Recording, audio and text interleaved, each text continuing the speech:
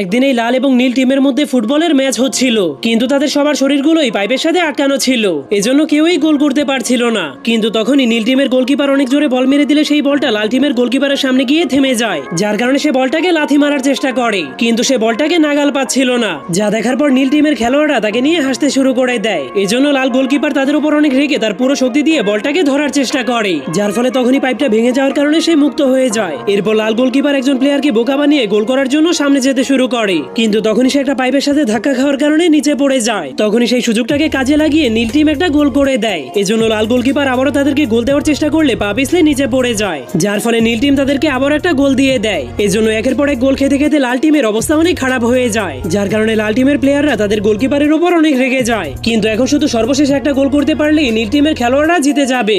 যা দেখার পর লাল গোলকিপার তার জায়গাতে গিয়ে জলদি করে তার পাইপটাকে লাগানোর চেষ্টা করে, কিন্তু তখনই নীল টিম বলটাকে আবার অনেক জোরে একটা লাথি মেরে দেয়, কিন্তু সময় থাকতেই সে পাইপটাকে জোড়া লাগিয়ে বলটাকে থামিয়ে দেয়। এরপর সে তার পুরো শক্তি দিয়ে বলটাকে লাথি মেরে গোল করে ম্যাচটাকে জিতে যায়।